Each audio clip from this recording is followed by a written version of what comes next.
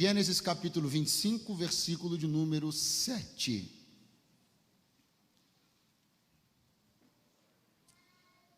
Quantos encontraram podem dizer amém? Podem dizer eu amo a Bíblia.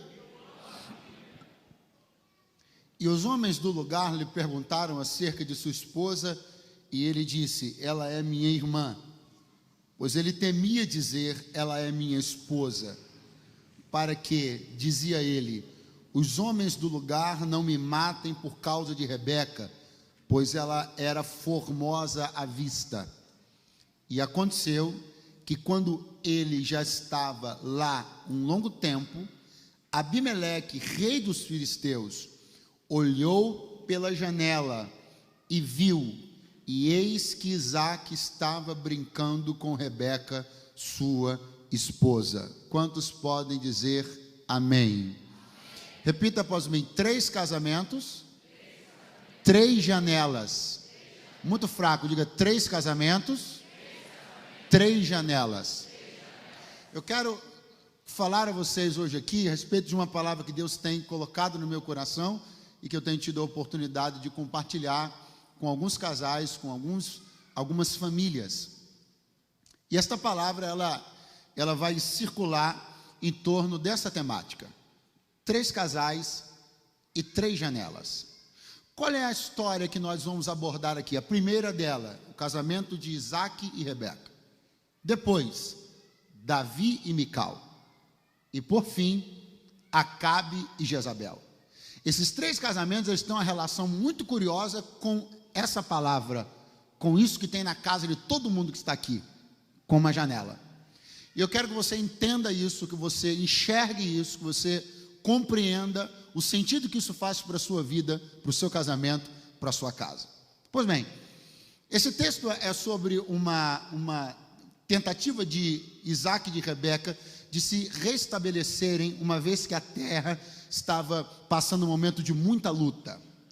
Vale observar que Isaque, ele casou-se já uma idade um pouquinho fora dos padrões da época. Ele casou-se com 40 anos, né? Essa, inclusive, é uma palavra de esperança para alguém esta noite. Glória a Deus. Você deveria ter ficado mais animado, porque essa palavra pode ser uma palavra de esperança para alguém. Então, Isaque casou-se com 40 anos, era um homem de oração, né? E era um rapaz pacato, assim, muito caseiro, aquela coisa toda, filho da mamãe, do papai, filho da promessa, né? E ele era um camarada de oração. E aí houve toda aquela situação que a maioria deve conhecer, uma história muito bonita. O servo de Abraão foi lá na casa dos pais da família de Rebeca para poder buscar ela, e deu um montão de ouro, um montão de presente, uns dotes assim bacanas, né? E aí Rebeca veio. Imagina Rebeca, né, chegando, e Isaque estava orando, irmão, ele estava em espírito, né, mas entrou na carne rápido, porque ele olhou ela bonitona, né? Pensa em Rebeca chegando toda trabalhada, né, toda, né, turbinada, toda abençoada e tal. E aí o Isaque ficou maravilhado com aquilo. Enfim, casaram-se. Mas a terra que eles moravam passa por um período de escassez e de fome logo na sequência. Aí eles tomam uma decisão. Eles vão a um país estrangeiro para tentar se restabelecer. Quando eles chegam lá, olha só o que acontece. Parece até um déjà vu. Sabe déjà vu? Aquela coisa que você vê e tem a impressão de que já viu. Parece um déjà vu, porque Isaque está com medo de que Rebeca seja tomada pelos homens da cidade e que eles matem ele para ficar com ela. Aí ele vai e diz assim: ela não é minha esposa, ela é minha irmã. Por que eu disse que isso parece um déjà vu? Parece que a gente está vendo uma coisa que já viu, parece que está lendo uma coisa que já leu. Porque isso foi exatamente o que fez Abraão. O pai de Isaque fez exatamente isso. Quando entrou com Sara no Egito, o texto diz praticamente a mesma coisa. Temendo que eles matassem ele por causa da beleza dela, Porque aí eu abro um parênteses, nem todo homem está preparado para casar com mulher bonita. Sim ou não? Eu tenho uma estrutura para isso, graças a Deus. O Senhor me forjou, né? Você que está do lado do seu esposo, pergunta para ele, você está preparado, né? Você já veio preparado de fábrica para casar com mulher bonita, né? Então os camaradas que não confiam no taco, entendeu? Ele fica, então Abraão era o pai da fé, mas faltou fé nessa hora, né, irmão? Que ele ficou com medo de tomarem a Sara dele. E o que é que o filho Isaac vai fazer? A reprodução quase que exata, para não dizer exata, do mesmo erro que o pai cometeu. Então aqui eu quero começar a mostrar a você, e eu sei que a maioria das coisas que eu vou dizer aqui, elas já têm sido ditas sistematicamente nas reuniões que você tem frequentado. Eu vim reforçar que botar uma cereja num bolo que é muito maior e mais estruturado, que está sendo feito há muito tempo, eu estou tendo o privilégio de vir aqui hoje botar só uma cereja. Mas a verdade é que o que Isaac vai fazer é a repetição, é a reprodução do comportamento do seu pai. O que não deveria nos assustar muito, uma vez que, quantas vezes você já viu seu sogro quando olhou para o seu marido? Quantas vezes você já viu sua sogra quando olhou para sua mulher? Quantas vezes você já olhou para ela e percebeu que ela está agindo exatamente como a mãe? E quantas vezes você olhou para ele e percebeu que ele está ficando igualzinho o pai? E dá um desespero às vezes nessa hora, porque se o pai é um camarada crente, a mãe é uma mulher crente, e eles estão ficando iguais, glória a Deus. Mas se for duas trevas, a gente já começa a olhar e dizer: o que foi que eu fiz da minha vida? Porque na verdade, seja por uma questão de carga genética, seja por uma questão de espelhamento, a nossa inclinação para a reprodução dos erros dos nossos pais, ela é muito maior do que a gente pode imaginar. Muitos dos erros que você está cometendo no seu casamento agora, são exatamente aqueles que seus pais cometeram. E você estava lá e viu, e está fazendo agora exatamente a mesma coisa. Repito, seja por uma questão, um fator genético, seja por uma questão de espelhamento, porque eu vi isso, porque você viu isso. Então o que eu quero dizer a vocês na noite desse dia é: não reproduza as histórias tristes da sua família. Pegue o exemplo negativo dos seus pais e decida que você não vai reincidir no mesmo erro. Pegue, Isaac, a mentira de Abraão e não a reproduza, mas quebre o ciclo da mentira no poder da verdade. Você não vai repetir os erros dos seus pais. Essa tendência, essa questão da hereditariedade, por favor, não espiritualize. Não, eu sou espiritual. Eu não sou um homem carnal, eu sou espiritual. Mas isso que eu vou dizer agora não tem nada de espiritual. Isso é genética, isso é convivência. Não estou falando de maldição hereditária, estou falando de DNA. Não estou falando de maldição hereditária, estou falando de carga genética. Estou falando daquilo que foi processado na sua cabeça durante 10 anos, 15 anos, 20 anos, 30 anos dentro de uma casa, olhando os pais serem de um jeito. É disso que eu estou falando.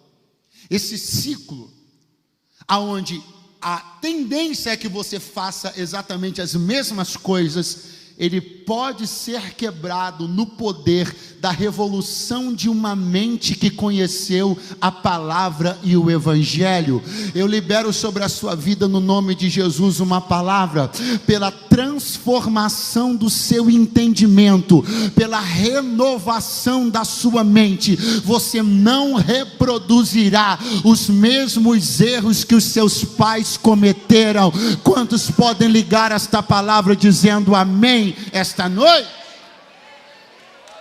Amém.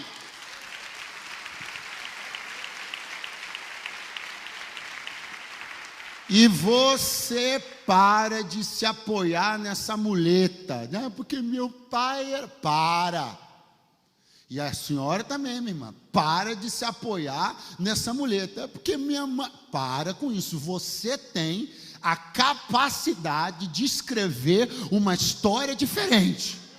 Você pode ter uma genética que lhe puxe, você pode ter exemplos que lhe puxem, mas você tem mais do que a genética e mais do que os exemplos que você viu. Você tem o sangue do Cordeiro e o nome de Jesus sobre a sua vida.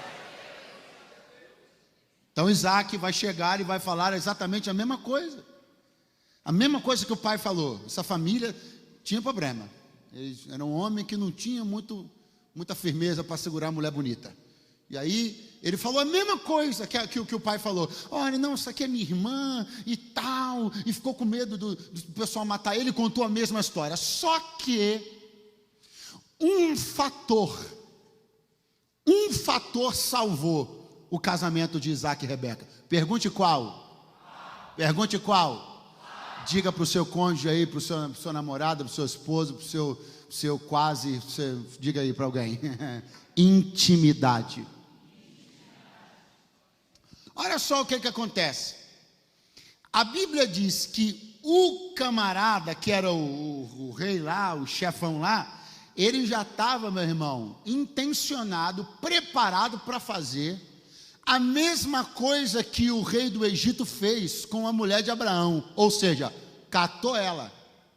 Se você olhar para o texto na história de Abraão e de Sara, Sara foi levada para o palácio.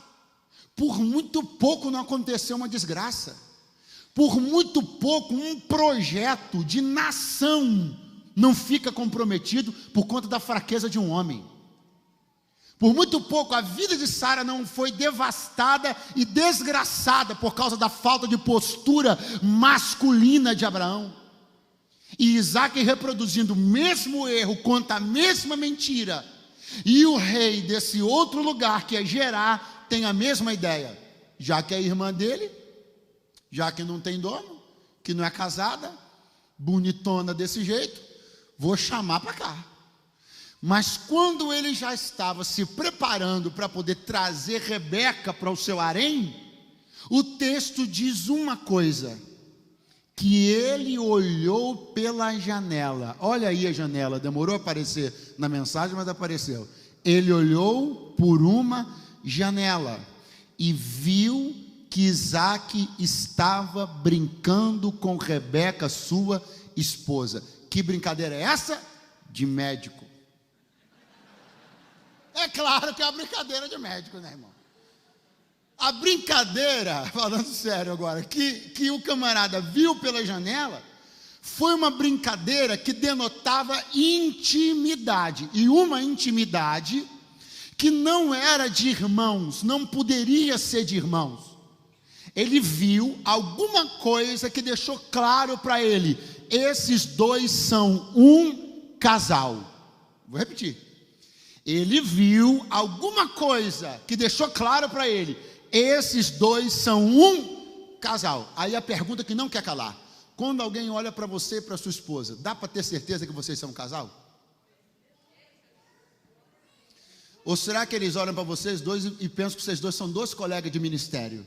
Pai do Senhor, irmã? Antes de dormir, ô serva do Senhor, você durma na paz, que excede todo entendimento, que o anjo de Deus lhe visite essa madrugada. Grandes coisas Deus fará aqui, terra, Eu sei. Ou será que quando olham para você, a impressão não é que é um casal, mas a impressão é que é um filho e uma mãe? Pastor, o senhor está sendo preconceituoso, é por causa de idade? Não! É por causa dessa mania que você, meu irmão, não perde de achar que sua mulher é a sua mãe. Diga glória aí. Será que quando o nosso relacionamento é observado, será que fica claro para quem vê? É essa a pergunta. O que a janela do seu casamento está dizendo sobre ele?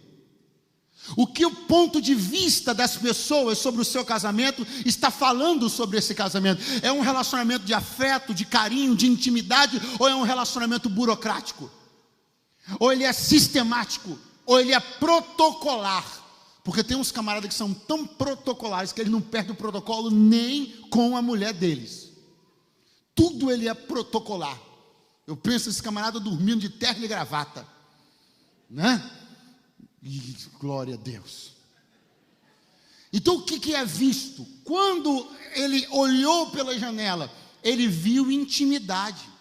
Ele viu que aquele relacionamento não era de dois irmãos, não era de um pai e uma mãe, melhor, de um filho e uma mãe, era de um homem e de uma mulher que formavam um casal. Então a intimidade salvou o casamento de Isaac e de Rebeca. Não fosse a intimidade, eles teriam sido confundidos com qualquer outra coisa. E eu preciso que você entenda isso essa noite. Não tem outra posição. Não existe outra forma de você enxergar a sua esposa senão como esposa. Não existe outra forma de você enxergar o seu marido senão como seu marido. Alguns casais, por exemplo, declarações de aniversário, né? Ou às vezes quando estão fazendo aniversário de casamento, ou vão fazer qualquer tipo de declaração, eles vão enfileirando algumas coisas, e eles dizem assim: ela é minha esposa, ela é minha amiga, ela é minha auxiliadora. Vai botando vírgula, vai botando vírgula, vai botando vírgula, vai botando vírgula, vírgula. E aquela mulher é um montão de coisas, mas o resumo do que ela é esposa. Mas na verdade, se a gente fosse aprofundar um pouquinho, a gente perceberia que nesse montão de vírgulas, em alguns casos, o resumo não é esposa, o resumo é amiga. E a verdade é que, embora haja uma relação de parceria, de amizade, de cumplicidade no casamento, a amizade nunca foi e nunca será, não pode ser o fator preponderante de um casamento. Porque dois amigos são uma coisa, um homem e uma mulher são outra coisa. Cuidado, para que de repente a visão da cumplicidade na perspectiva da amizade não roube de você a paixão, não roube de você o desejo. Porque quando a amizade, a relação começa a alcançar esse patamar de muita amizade, ela perde aquele tempero, aquela paixão, aquela coisa que só os casais têm quando olhados pela janela. O que a janela do seu casamento mostra sobre ele? O que as pessoas veem sobre você e sua esposa quando observam? Escute, entenda uma coisa: todo mundo tem uma perspectiva acerca de vocês. Todo mundo tem uma imagem construída. E a verdade é que muitas vezes a gente se queixa da imagem que alguém construiu sobre o nosso casamento. Mas a pergunta é: o que eles estão vendo pela janela para poder terem concluído o que concluíram? Vou dar um exemplo. Aí o homem diz assim: pessoal é muito maldoso, pessoal é muito, dizem que eu não sou cavalheiro. A pergunta é: o que eles olham quando veem pela janela? Qual o comportamento que eles observam o irmão ter quando eles olham pela janela? A perspectiva das pessoas sobre você é uma perspectiva de um cavalheiro ou de um cavalo? Aleluia. Porque se aquilo que eu faço sistematicamente é isso, é não ser cortês, é não ser cavalheiro, é não ser educado, é não ser gentil, eu não posso reclamar que as pessoas tenham uma conclusão diferente. Elas vão ter uma conclusão pautada naquilo que elas veem. Então a pergunta continua circulando aqui para nós: o que as pessoas enxergam quando olham pela janela do seu casamento? Ele enxergou intimidade. Toque, gente, mão, sabe? Olha, alguém está se animando, aleluia. Intimidade, só não se anima muito, mas não aqui e não agora, aleluia. Intimidade. Você pode repetir essa palavra para alguém do seu lado e diga: intimidade. Bota um mel nessa palavra, irmão, aproveita, diga intimidade. Bota uma pimenta do reino nela agora e diga: pimenta do reino pode na igreja, aleluia, porque é do reino, entendeu? Então diga intimidade. Não perca a intimidade com o seu cônjuge, amém ou não amém? Não perca a intimidade com o seu esposo, não perca a intimidade com a sua esposa. Não permita, inclusive, que a presença de outras pessoas, como por exemplo a presença dos filhos, roube de você a capacidade de desenvolver laços, gestos, palavras de intimidade. Porque senão a coisa vai começar a ficar sistemática, burocrática. Tem que ter uns negócios, irmão. Tem que mandar umas mensagens. Aleluia. Coisa de intimidade, irmão. Mandar uns negócios. Aleluia. Falar umas coisas. Tem que ter intimidade. Umas conversas de pé de orelha. Sim ou não? Porque senão fica aquela coisa, né? Aquela coisa de amém, de aleluia. Porque as pessoas, porque a minha posição, porque a melhor posição que você tem a defender é a sua posição como marido da sua mulher.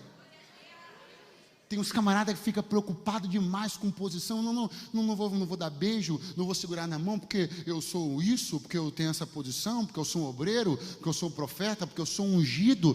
Primeiro rebanho da sua vida, meu amigo, é a sua família. Quem não cuida dos seus, negou a fé e é pior do que o ímpio. Então escute, não pense que ter intimidade, que ser carinhoso denota fraqueza. Não pense que ser carinhoso denota falta de autoridade. Muito pelo contrário, a maioria dos camaradas, vou cortar para o nosso lado, a maioria dos camaradas que gostam de se fazer de machão, que não dá a mão, que não beija, para não transparecer masculinidade, não estão com essa bola toda. Não estão. Por isso que tem essa vontade toda de ficar falando grosseirão, de que não sei o quê, porque, aleluia. Sim ou não? Então não se preocupe com isso não. Isso não é demonstração de fraqueza. Isso só demonstra que se tem alguém que te faz perder as forças, é sua mulher. Aleluia. No melhor sentido da palavra, né? Então veja, Davi e Mical foram, Isaac e Rebeca foram salvos pela intimidade. Agora, atenção para uma coisa muito importante para eu encerrar essa janela, fechar essa janela de Isaac e Rebeca e abrir outra. Olha isso aqui. Eles, num dado momento, prosperaram ali. Sim ou não? Quem conhece a história de Isaac em Gerar? Aquela história dos poços, lembra daquela coisa maravilhosa? E um poço, e cava poço, e dá água. Isaac prosperou, e 100 por 1. Quem lembra dessa história de prosperidade fantástica da Bíblia? Quando isso começou? Depois de que a mentira de que eles eram irmãos acabou. Ou seja, bastou a mentira sair, que a prosperidade entrou. Bastou que eles dois parassem de se mancomunar para aquilo que não era verdadeiro, e Deus começou a desatar os poços mais profundos e produtivos para a vida deste casal. É por isso que o inimigo tem tanto interesse em que sua vida, minha vida, meu casamento e o seu casamento estejam envoltos em mentiras. Por quê? Porque a mentira é a pedra mais gigantesca que entulha os poços de uma casa. A mentira é a pedra que entulha os poços de uma casa. Mas quando a mentira sai, quando o engano sai, quando a verdade prevalece, os poços são liberados para produzir. Eu libero sobre a sua vida uma palavra de prosperidade, de graça, de abundância, porque você vive na verdade. Glória seja dada ao nome de Jesus. Davi e Mical são um casal fantástico na Bíblia. A começar pelo fato de que os dois não são pouco enxergados como casal. Se alguém fosse aqui listar os casais mais clássicos da Bíblia, falaria de Isaac e Rebeca, de Abraão e Sara, falaria de outros, mas provavelmente não falaria de Davi e Mical. Eles tiveram uma história conturbada, que na verdade muito mais teve a ver com fatores externos do que com fatores internos. Eles em si não tinham tantos problemas. O problema maior era o pai dela. Alguém aqui está se identificando com essa palavra, aleluia. Então o problema maior era o pai dela. O pai dela era um camarada terrível, era o Saul, e ele queria matar o genro de qualquer maneira. Alguém está se identificando com essa palavra, aleluia. Então, ele tentou matar Davi 21 vezes, irmão. Que casamento que resiste um sogro desse? 21 vezes. E o seu sogro só tentou te matar 3. Você já está achando que é o fim. 21 tentativas de homicídio Davi sofreu. Então, na verdade, o casamento foi muito mais prejudicado por fatores externos do que propriamente por fatores internos.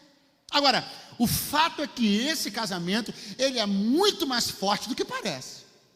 Esse casamento de Davi e Mical, ele é muito mais poderoso e sólido do que parece. Como é que ele começou? Ele começou como um prêmio, como uma conquista. Porque Davi venceu uma batalha para Saul. E um dos prêmios que ele ganhou foi a esposa. Então, esse casamento, ele foi gerado a partir de uma conquista. Eu entendo com isso pelo Espírito, o quanto essa palavra conquista, ela é um fator que solidifica a relação. A palavra conquista é um fator que solidifica a relação. Eu disse qual a palavra? Muito fraco, gente. Qual a palavra? Não, qual é a palavra? A conquista é uma palavra que solidifica a relação. Você tem que conquistar essa mulher, você tem que conquistar esse homem todo dia. Eu ouvi um glória a Deus na casa. Porque a conquista solidifica a relação. A conquista faz bem para os dois. Porque o conquistador sente-se alegre pelo êxito. E a conquistada ou conquistado sente-se alegre por ter sido alvo daquele êxito. Uau! Eu vou escrever esse negócio no Facebook, hein? Então faz bem para os dois. Aquele que está empreendendo esforço para conquistar, ele se sente bem quando encontra êxito na sua conquista, porque é uma vitória. Mas por outro lado, aquela que viu a iniciativa e o empreendedorismo do outro para lhe conquistar, ela sente-se honrada com isso. Meu irmão, você tem que aprender isso. O seu cônjuge precisa sentir-se uma conquista. Ele precisa sentir que existe interesse. Ele precisa ver, imagina Davi chegando e dizendo: eu venci um exército inteiro por causa de você, mulher. Aleluia. Teu pai pediu não sei quantos prepúcios do filisteu, eu trouxe o dobro por causa de você, garota. Aleluia. Nem que Mical se sentia, irmão. Mical se sentia com a autoestima elevadíssima, porque ela fez parte de uma história de conquista. Talvez o início do relacionamento de alguém aqui não tenha sido lá essa conquista toda, né? Não tenha sido... Eram tempos onde não havia tanto romantismo, né? De repente foi um negócio mais, aí, vamos? Tal. Você falou vamos, ela disse vamos, foram os dois, estão aí até hoje. Mas de repente, pode não ter sido uma coisa assim muito romântica, muito bonita, pode ter sido um negócio meio, né? Estava um para lá de Bagdá, o outro para lá do Egito, os dois xaropados, ninguém sabia de nada, mas deu certo, está aí, né? Mas o fato é que, independentemente de como as coisas começaram, você ainda pode trazer para o seu relacionamento um dos temperos mais maravilhosos de uma relação: conquista. Essa mulher precisa sentir-se desejada. Esse homem precisa sentir-se desejado. Isso vai solidificar a relação. Isso vai abençoar a relação. Isso vai fechar brechas nessa relação. Todo mundo aqui sabe. Todos nós aqui sabemos que uma das maiores razões, eu não estou aqui justificando, estou explicando, não estou justificando. Uma das maiores razões de infidelidade conjugal é quando uma das partes começa a se sentir desvalorizada no relacionamento. É a porta. Isso não é uma brecha, não, isso é uma porta escancarada. Se paralisa o sentimento de que alguém é importante, de que é desejado, de que é querido, de que é algo a ser conquistado, vai ficar uma lacuna, vai ficar uma brecha, e essa brecha é exatamente do tamanho da lábia de alguém. Você vigia. Porque essa brecha é exatamente do tamanho da lábia de alguém. Essa brecha é exatamente do tamanho do ombro mentiroso de alguém. Essa brecha é exatamente do tamanho da fala malandra de alguém. Então, tape essa brecha. Eu não quero aqui lançar suspeitas sobre a fidelidade ou sobre a lealdade de ninguém. Só estou querendo dizer para você que se há a possibilidade de fechar uma brecha, feche, porque a melhor coisa é fechar todas as brechas. Feche todas. Então, esse relacionamento, ele tinha sua base na conquista. A base estava onde? Você pode olhar aí para alguém, seu lado, dizer para ele: você foi minha maior conquista. Não, mas bota um negócio nessa voz aí, irmão, em nome de Jesus. Para você foi minha maior conquista. Aleluia. Eita Deus, hein? Glória ao Pai. Veja. Então, esse casamento, ele tinha, ele dá para alguém a impressão de que ele era fraco, mas não era não. Aonde entra a janela para o casamento de Davi e Mical? Em dois momentos. Primeiro, um momento muito importante, um momento que desmistifica muito em relação ao que se pensa ser o casamento de Davi e Mical. Um casamento fraco, um casamento instável, mas olha o que aconteceu. Está na Bíblia. Eles estavam casados, estavam em casa, estavam no quarto, quando de repente o sogro mandou o bope ir lá pegar o Davi. Mandou com caveirão, com tudo, lá pegar o Davi. O bope é coisa lá do Rio de Janeiro, estou pensando que estou no Rio de Janeiro. A rota, mandou a rota pegar o Davi, e a rota chegou de sirene ligada para pegar o Davi, e o Saul falou: traga ele para cá, vivo, morto, escambalhado, traga ele para cá.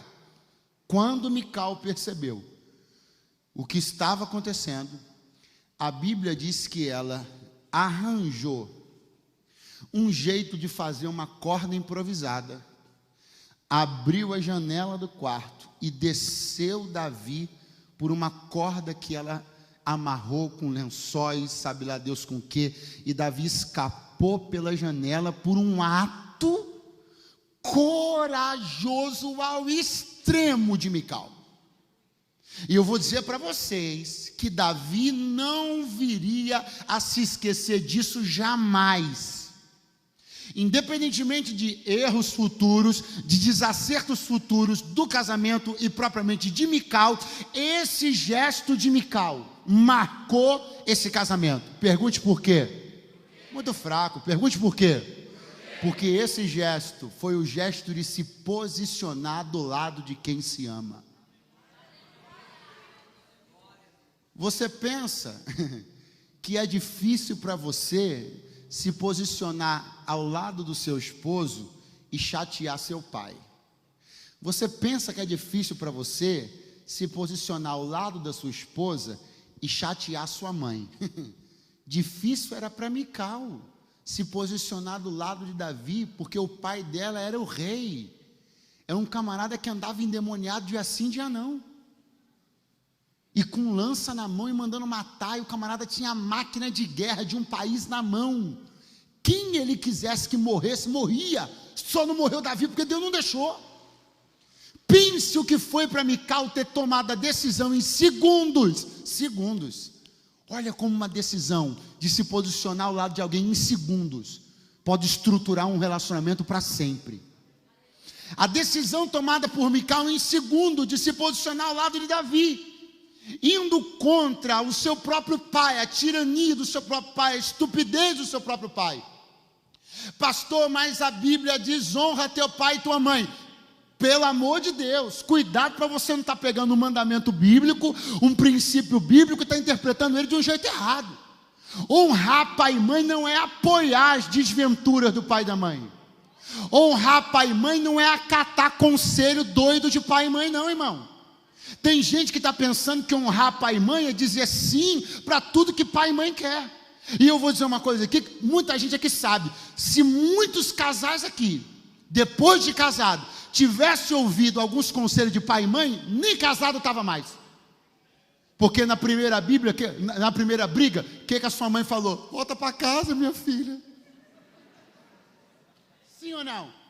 Eu tenho que honrar meu pai e minha mãe, pastor. O primeiro mandamento com promessa. Então eu vou voltar para casa da minha mãe. Não. Honrar pai e mãe não está no escopo da honra ao pai e à mãe, no bojo, no conteúdo da honra do pai e à mãe, atropelar o que é moral, o que é ético e nem que é o espiritual, para fazer vontade de pai e de mãe. Deixará o homem seu pai e sua mãe e unir-se-á à sua mulher. O seu lado agora, meu chapa, é o lado dela. É nessa falta de posicionamento, é nesse erro de posicionamento, na fraqueza de posicionamento que o casamento enfraquece. Sabe por que tem casamento fraco? Muitos casamentos estão fracos porque alguém sempre deixa de se posicionar ao lado de quem devia. E de quem devia? Ao lado de quem você devia se posicionar? Do seu marido, da sua mulher, pautando-se pelo mesmo princípio. Não é se posicionar do lado dele se ele estiver com comportamento ilegal, imoral, não. Mas se é o certo, fique do lado de quem está com a razão.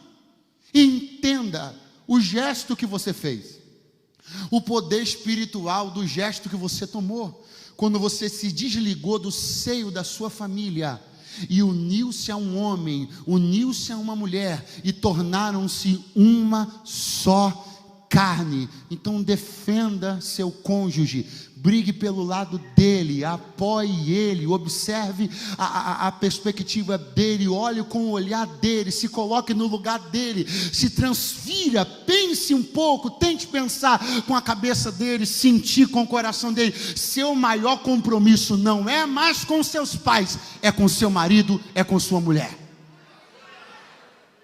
E eu não tenho absolutamente receio algum de estar aqui fomentando desonra. Eu não estou fomentando desonra, pai e mãe. Isso é bíblico. Primeiro mandamento com promessa. Honra teu pai e tua mãe para que te vá bem, para que Deus multiplique seus dias sobre a face da terra. Isso é mandamento. Eu seria louco, tendo escrito o livro que eu escrevi, de vir hoje aqui para quebrar um princípio como esse. Não. Agora, o que eu preciso fazer alguém aqui entender é que honrar pai e mãe não é dizer sim para tudo que eles mandam fazer.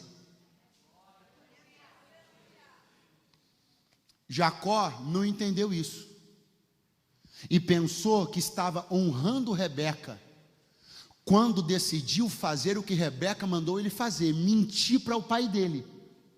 Sabe de quem foi a ideia de Jacó ir lá fazer aquele papel ridículo, colocar pelo na mão, fingir voz, para se passar pelo irmão dele? De quem foi a ideia? Da Rebeca. E por que o Jacó foi? Porque ele pensava que honrar pai e mãe era inclusive até mentir, se a mãe mandasse mentir. Isso não é honrar pai e mãe, isso é desonrar Deus. Quem está aí, diga alguma coisa. Não vai embora não. Eu já não vou demorar muito. Agora, considere, esse posicionamento, ficar do lado, fazendo com que Davi saísse por aquela janela, marcou esse casamento para sempre, a ponto de que, quando Davi passou toda aquela situação, quando a poeira sentou, quando Deus instituiu o rei sobre as 12 tribos de Israel, qual foi uma das suas primeiras medidas? Mandou trazer Mical de volta. Por que de volta, pastor? Porque no período que ele estava fugitivo, o sogrão, gente boa, pegou a Mical e deu para morar com outro camarada. Esse sogro era top. E quando Davi reassumiu, ele disse assim, vou reassumir, e uma das primeiras coisas que eu quero é, manda trazer Mical, minha mulher, de volta. Deus restaurou aquele casamento, não teve sogro encapetado, não teve lá desfeito, não teve laço do diabo, os dois terminaram juntinho para a glória de Deus. Terminaram. Agora, a relação de Davi e Mical com a janela passa por um outro episódio que já não é positivo. E um episódio clássico da Bíblia, qual? O episódio onde o texto diz que Davi vem de uma recente vitória esmagadora, a retomada da arca, trazendo a arca de volta para Jerusalém, e ele vem salmodiando, dançando, e o texto diz que Mical olha pela janela, recrimina Davi, humilha Davi, não entende a posição de Davi, não consegue permitir que Davi seja quem ele era, e ela fez tudo isso por uma janela, e não foi por uma janela que ela havia salvado ele, não foi por uma janela que ela havia manifestado sua fidelidade e lealdade a ele, foi ou não foi? Você percebe como num casamento uma mesma coisa pode servir num tempo para o bem e num tempo para o mal? Não permita que as janelas do seu casamento troquem de papel, que elas sempre continuem servindo apenas para o bem e para o fortalecimento da sua casa. O grande erro de Mical foi simplesmente ela não permitia que Davi ficasse à vontade para ser quem ele era.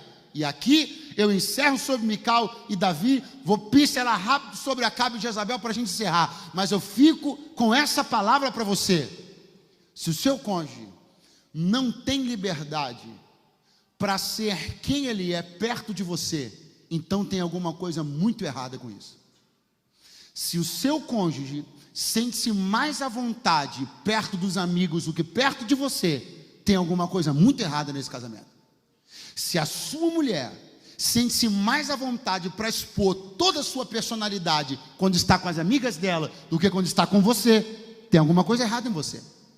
Se o seu marido sente-se envergonhado ou constrangido de ser exatamente quem ele é perto de você, mas não sente perto de outras pessoas, tem alguma coisa errada nesse casamento.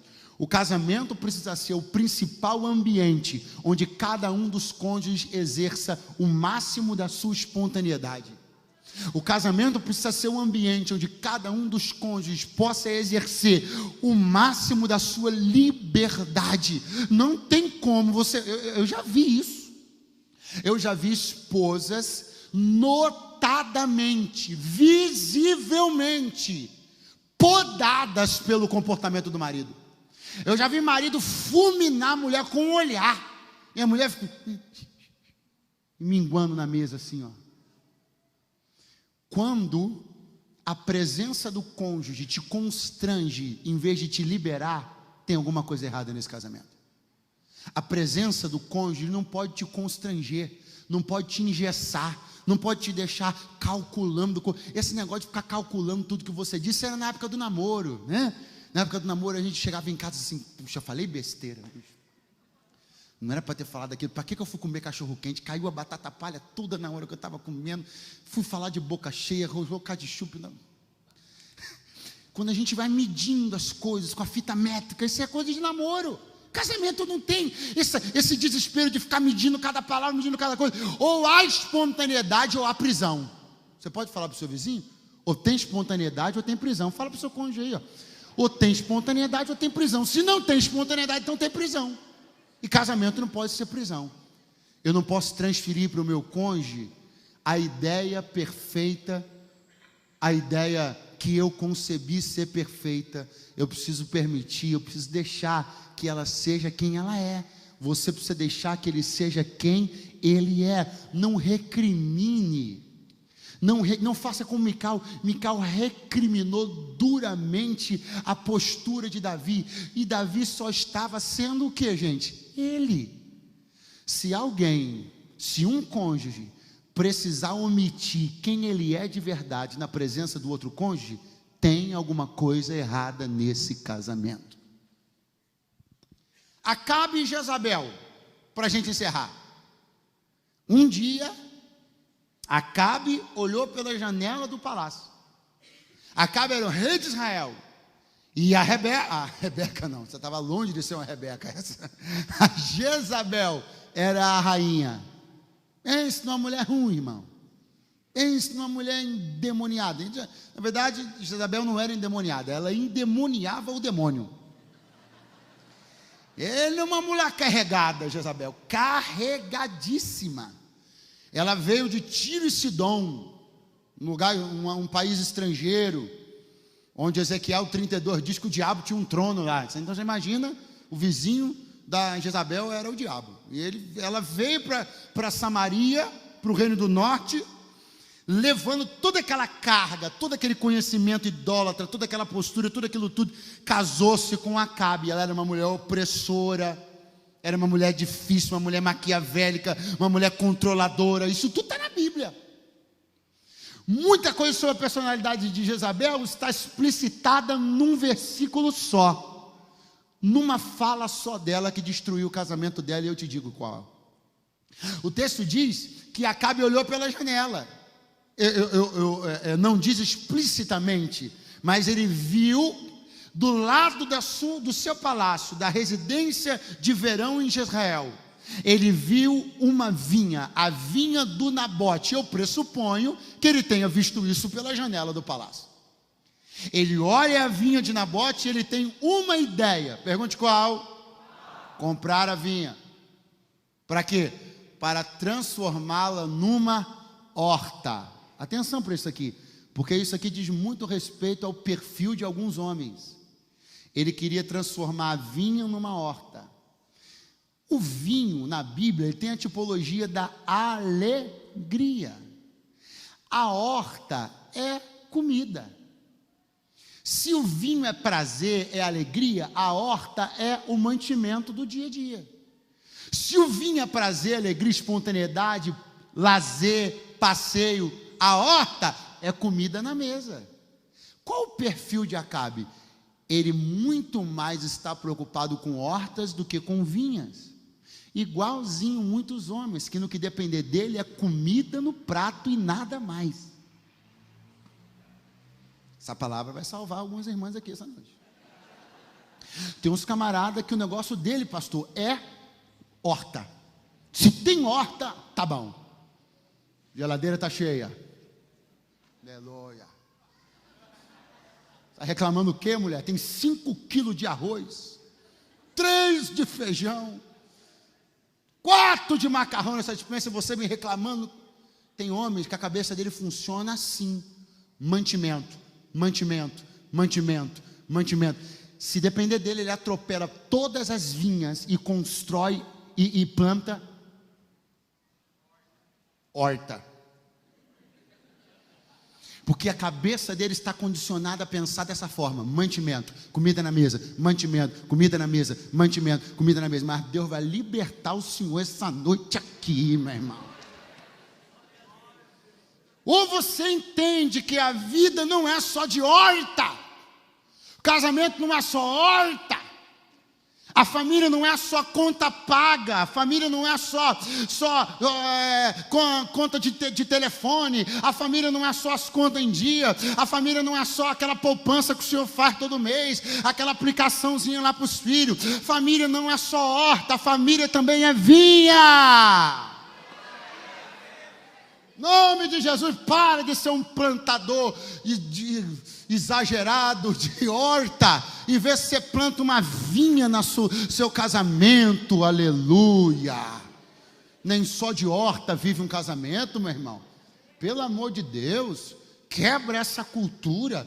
Seu pai que era assim, e Deus me revelou aqui agora. Seu pai que era assim. E por que você está falando isso, pregador? Porque o meu também era. Irmão, meu pai, a cultura dele, a criação dele foi essa, é horta.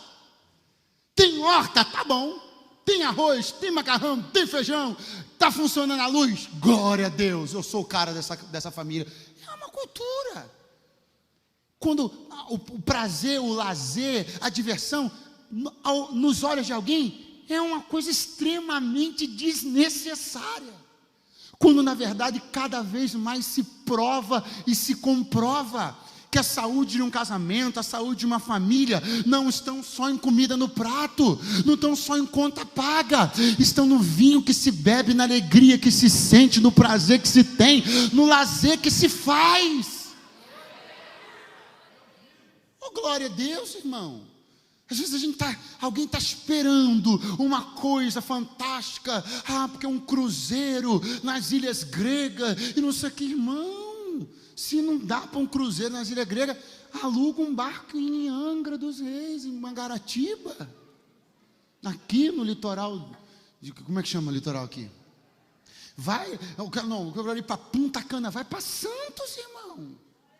Se não dá para ir para Punta Cana, vai para Santos, para Ubatuba. Sim ou não? Só não fique com a mentalidade da horta, que a sua mulher não é uma égua.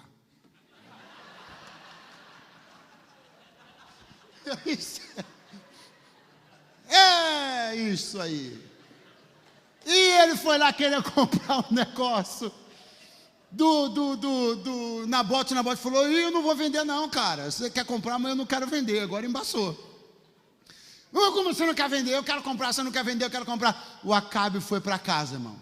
O rei, olha só, o rei foi para casa, foi chorar, ficou sem comer, porque não venderam o terreno para ele. Aí ele foi, a mulher chegou, Jezabel falou: por que tu tá assim, cara? Hein, velho? Por que tu tá assim? Porque o Nabote não quis me vender. Olha o que ela disse para ele. Eu encerro aqui. Ela disse assim: com efeito, ou seja, na verdade, governas tu sobre Israel?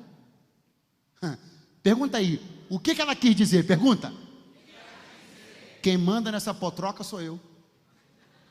Foi isso que ela disse. Com efeito, governas tu, ou seja, tu és o governante de verdade? Não. E implicitamente o que ela estava dizendo? Quem governa Israel sou eu. Por que essa família não deu certo? Porque o papel do homem foi usurpado pela mulher. E eu preciso que você entenda que eu não vim aqui com um discurso machista. Eu vim dizer que qualquer tipo de usurpação destrói um casamento. Se o papel da mulher for usurpado pela mãe, o casamento é destruído. Se o papel do homem for usurpado pela mulher, o casamento é destruído. A usurpação destrói uma família. Cada um precisa exercer a plenitude do que sua essência lhe mandou ser. Não vai funcionar, não vai. Existem mulheres que têm uma posição, uma postura mais proativa desse coisa. Por exemplo, minha sogra, ela está solteira há 18 anos. Então, ela é uma mulher que aprendeu a fazer tudo. Se tiver que martelar um negócio, ela martela. Se tiver que trocar uma lâmpada, ela troca. Subir na escada, ela sobe. Ela tem. Agora, o dia que ela se casar, embora eu creio que ela vai casar, uma hora por mim. Inclusive, eu quero aproveitar esse momento. Se tiver alguém aqui, pastor, uma faixa aí de 50, 55, 60, saudável, 65 saudável, está dando certo ainda. Por favor, me procure no final. Mas aí, então, veja, quando ela se casar, e vai se casar, quem crê, diga amém. Está gravando isso aí não, né, gente? Então, quando ela está transmitindo, aleluia, veja um vento, aleluia. Quando ela se casar, embora ela não vá negar, não vá suplantar, a sua personalidade, ela vai ter que aprender a não usurpar o papel do homem. O que Jezabel fez? Ela disse: tu não governas. Por que Acabe foi lá para querer se meter na vinha que não era dele, comprar o que não era dele? Por que ele queria controlar as pessoas do lado de fora? Porque ele não tinha controle do lado de dentro. Todo homem que se mete demais na casa dos outros é porque não está conseguindo exercer seu papel dentro da sua. Você pode ver o camarada que tudo gosta de censurar a vida dos outros, tudo censura o casamento dos outros, só anda com o dedo apontando: fulano está desviado, fulano está acabado, o filho daquela dali é isso, vai ver a casa dele. Porque quando alguém não consegue exercer a plenitude da sua essência dentro da sua casa, ele precisará canalizar isso em algum lugar, em algum momento do lado de fora. Toda usurpação de papel é uma falência declarada para um casamento. Seu marido precisa exercer o papel de marido, a irmã exercer o papel de esposa. Se esses papéis se cruzam, se misturam, se confundem, as coisas não andam bem. Minha irmã, deixa esse cara ser homem. É isso aí mesmo. Deixa ele ser homem. Nós estamos vivendo um período muito crítico. Qual período? Um período de desmasculinização dos homens, desvirilização dos homens. Os homens estão cada vez menos homem, e cada vez mais sabe lá Deus o quê? E por essa desmasculinização dos homens, essa desvirilização dos homens, como dentro de uma casa, como dentro da sociedade, existe a necessidade dessa virilidade. O que está acontecendo? As mulheres estão se virilizando. As mulheres estão se masculinizando para suprir a falta da masculinidade dos homens. Ou seja, isso está dando um nó na sociedade. Isso está desgraçando a sociedade. Isso está desgraçando famílias. Porque a ideia de Deus foi e sempre será que o homem seja homem e a mulher seja mulher, e ponto final. Aleluia! Fica de pé do seu lugar nessa noite. Deixa esse homem ser homem, irmã. Deixa essa mulher ser mulher, meu irmão.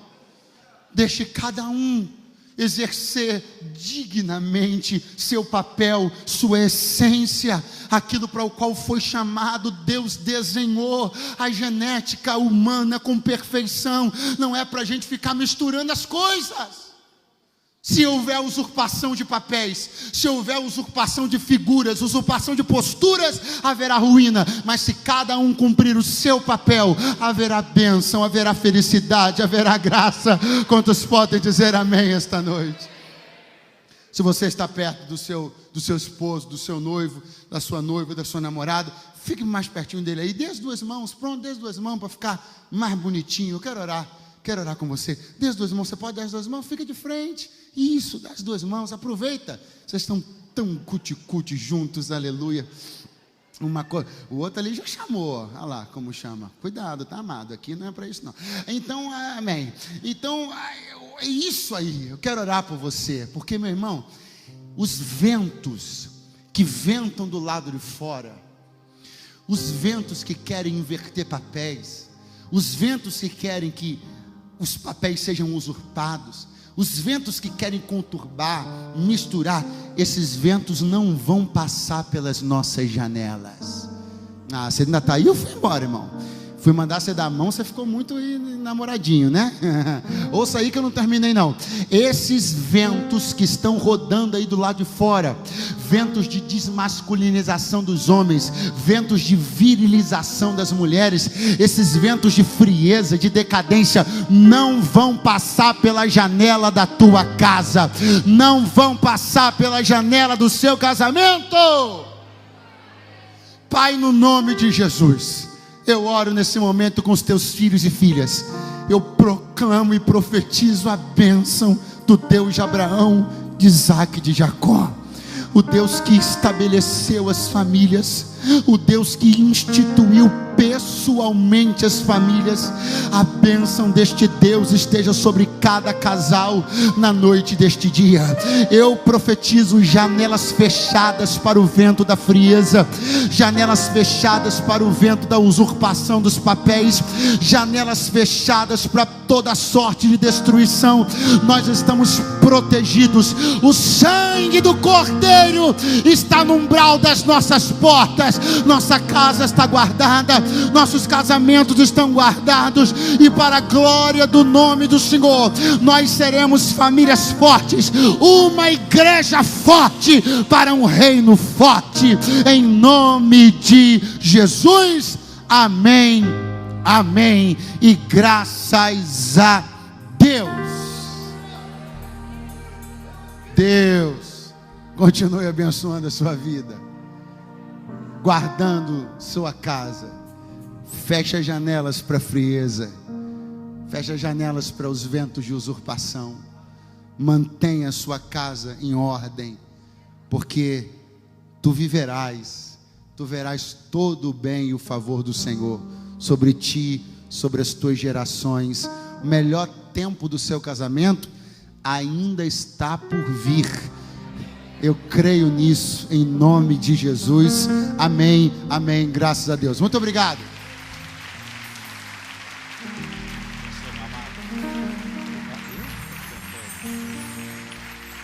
Glória a Deus, irmãos.